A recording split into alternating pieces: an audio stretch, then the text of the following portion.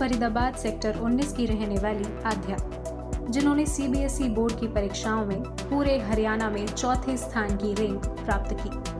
आध्या एक निजी स्कूल में स्लम बस्तियों के बच्चों को स्कूल में जाकर पढ़ाती हैं और उन बच्चों के कॉपी किताब से लेकर उनके ड्रेस की सभी जिम्मेदारी वे खुद उठाती हैं। आध्या ने बताया कि उन्होंने अपने जिले और हरियाणा में टॉपर बच्चों के साथ चौथा रैंक प्राप्त किया है।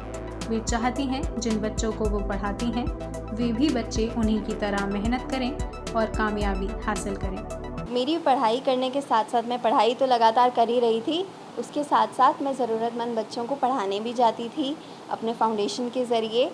और मुझे ये लगा कि जब तक मैं खुद कुछ मुकाम नहीं हासिल कर लूँगी तो मैं उनकी मदद करने के काबिल नहीं बन सकती, मैं उन्हें इंस्पिरेशन नहीं दे सकती। यहाँ तक कि वो मुझे इंस्पिरेशन देते हैं, क्योंकि मुझे ये लगता है कि जब इतनी कम सुविधाओं के बावजूद वो इतना कुछ कर सकते हैं तो हमारे लिए तो ये मुकाम हासिल करना कोई बड़ी बात नहीं है, हमें तो ऐसा कर ही लेना चाहिए। फ्यूचर में मेरे को बायोटेक इंजीनियर बनना है, क्योंकि जैसा कि अभी हम देख रहे हैं ऐसे सिनेरियो में जब कोरोना वायरस, कोविड वगैरह सब कुछ हमारे साथ है, तो चीज़ें जैसे आईटी या फिर ऐसी बड़ी बड़ी चीज़ें भी कुछ नहीं कर पा रही हैं। हम अभी कुछ नहीं कर पा रहे हैं, घर में बंद बैठे हैं। ऐसे टाइम पे हमें बायोटेक और वैक्सीन से ही उम्मीद है कि शायद कुछ बदलाव हो सके। तो मुझे ऐसा लगता है बायोटेक करके मैं ना ही इंडिया की बल्कि पूरी वर्ल्ड की कुछ हेल्प कर पाऊँगी और ऐसी चीज़ों से पूरी दुनिया को शायद बचा पाऊँ। फ्यूचर में भी मैं अपना ये सोशल वर्क अपनी फाउंडेशन के ज़रिए साथ ही साथ बढ़ाती रहूँगी, उनके लिए प्रोजेक्ट्स ऑर्गेनाइज़ कराना, साइंस फेयर ऑर्गेनाइज़ कराना और पढ़ाना।